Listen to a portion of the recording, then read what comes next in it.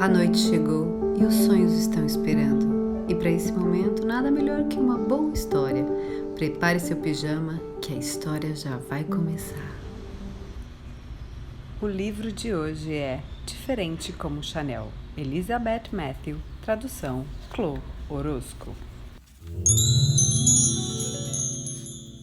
Numa época em que a França era o centro de tudo que era rico, grandioso e estava na moda, Gabrielle Coco Chanel nasceu pobre e magricela. Mas Chanel sempre foi diferente.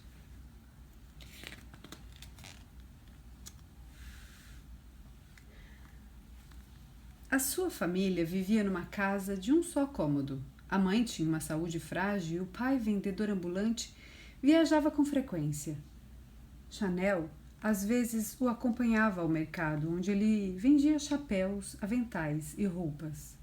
As senhoras da alta sociedade passeavam em volta das barracas, elegantes e radiantes sob seus véus, as mãos carregadas de pacotes com os mais finos acessórios da França.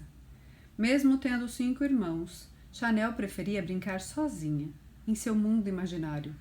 Fingia viver como aquelas freguesas do mercado. Merci, mademoiselle, comprei esse chapéu hoje à tarde. Oui, eles estão no auge da moda.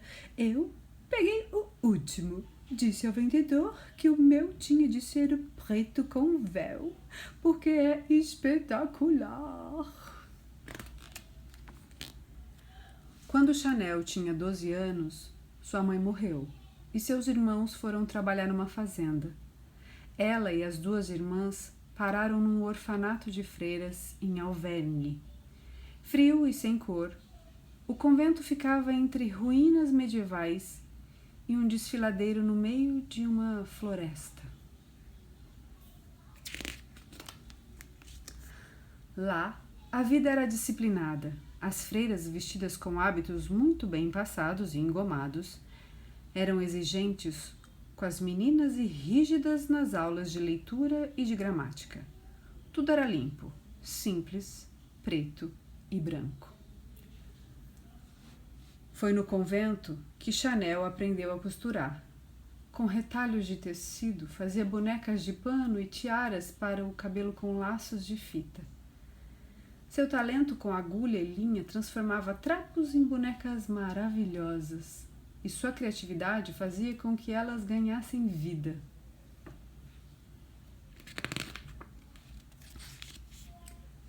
Chanel sonhava em morar novamente com a sua família. Ela se imaginava em vestidos elegantes e dona de cavalos puros sangues. Porém, o que mais desejava era um dia ser adorada pelas pessoas da alta sociedade que, com o nariz empinado, a desprezavam porque ela não tinha 1 centavo. Ela sempre acreditou que merecia mais. Amava ler romances baratos e raramente dizia a verdade. Constantemente distorcia e romanceava fatos de sua vida. Chanel contava mentiras até no confessionário. Aos 18 anos, foi mandada para Notre-Dame, uma escola de boas maneiras para moças em Moulins. Como era pobre, dormia com outras meninas carentes num quarto sem calefação. Nas aulas e no refeitório eram obrigadas a sentar-se separadas das alunas que pagavam pela escola. Suas refeições também eram diferentes, de pior qualidade.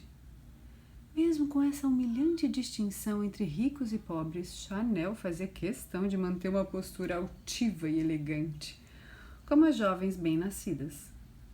Observava os impecáveis sapatos lustrados, o comportamento polido e combinava essas características com uma atitude confiante e um sorriso atrevido.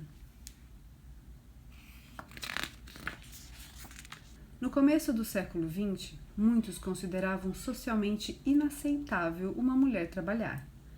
Somente algumas ocupações, como de enfermeira, modista ou doméstica, eram permitidas às poucas que precisavam ou escolhiam trabalhar. Quando saiu de Notre-Dame, Chanel estava determinada a usar suas habilidades em costura e modelagem para alcançar suas aspirações e conseguiu um emprego numa alfaiataria.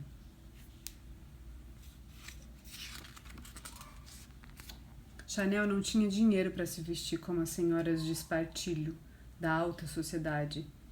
E não via sentido em ser como elas, queria ser diferente. Começou a fazer os próprios chapéus e não parou por aí. Atrevidamente simples, suas criações chocaram a todos. Ela não está usando o espartilho? Onde está sua sombrinha? Eu a vi na semana passada vestindo roupas de homem. Aos 21 anos, Chanel entrou de penetra numa competição de polo e apaixonou-se pelo esporte. O hipódromo era o centro da cena social parisiense e ela pôde conviver com as pessoas mais prestigiadas da França. Ali conheceu o aristocrata Arthur Boy Capel, um famoso jogador de polo. Foi amor à primeira vista, embora nunca viessem a se casar. No começo do século XX, o prestígio social era muito importante e Chanel não vinha de uma família considerada respeitável. Mesmo assim, Boy Capel amava Chanel e suas ideias revolucionárias. Meu amor, o que posso comprar para você? Diamantes e esmeraldas, dizia ele. Não, monsieur. Não precisa me dar nada, a não ser a minha própria loja, disse Chanel. Ele comprou para Chanel uma pequena boutique, como ela sempre sonhou. Anos depois, ela abriria sua primeira loja em Paris, na rua Cambon, uma das mais elegantes da cidade. Chanel colocou um discreto toldo branco sobre a vitrine, com seu nome escrito em preto. Chanel criava e vendia apenas roupas que ela gostaria de vestir. Eram práticas, longas e lânguidas, e não tinham espartilho algum. Ela não sabia desenhar, então fabricava suas peças colocando os tecidos sobre bonecos de madeira ou sobre modelos que ficavam pacientemente em pé enquanto ela costurava. Para criar um clima de mistério, trabalhava escondida no fundo da loja. Dali podia observar a reação das clientes às suas ousadas criações e, mais ainda, aos preços. Seu estilo era absolutamente novo, surpreendente e simples. Todos adoravam. Numa tarde fria, Chanel pediu a Boy que lhe emprestasse seu suéter, para não desmanchar seu impecável penteado. Ela cortou e dele fez um cardigan, debruando-o com uma fita. O suéter reinventado fez maior sucesso. Chanel acabava de criar um novo visual, de uma mulher descontraída e moderna. Ela tem mais bom senso do que qualquer outra mulher na Europa.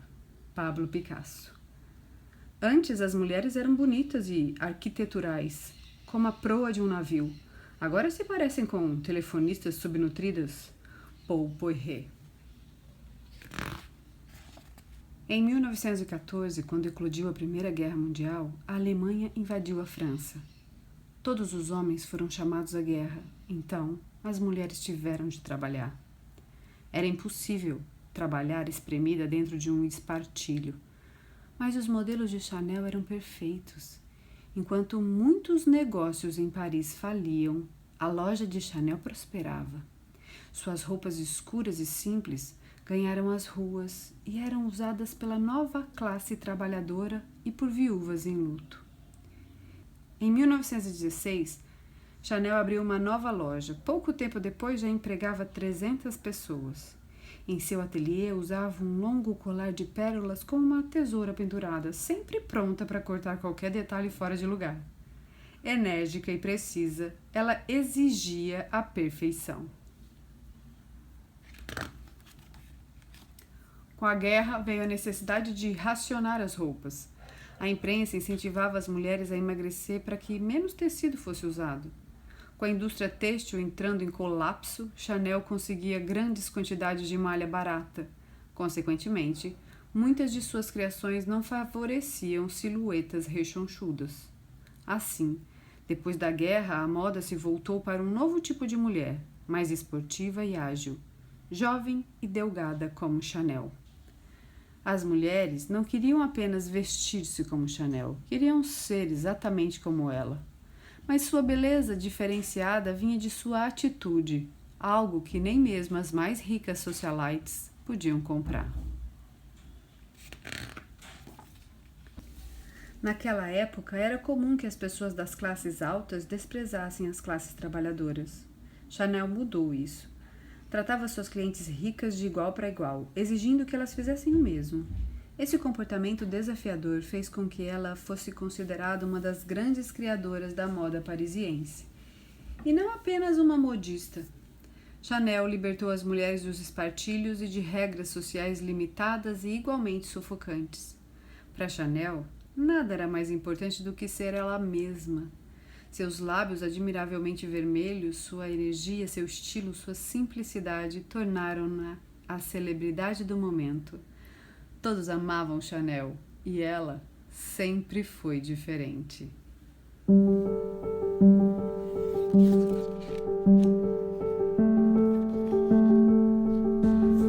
E essa foi nossa história. Bons sonhos!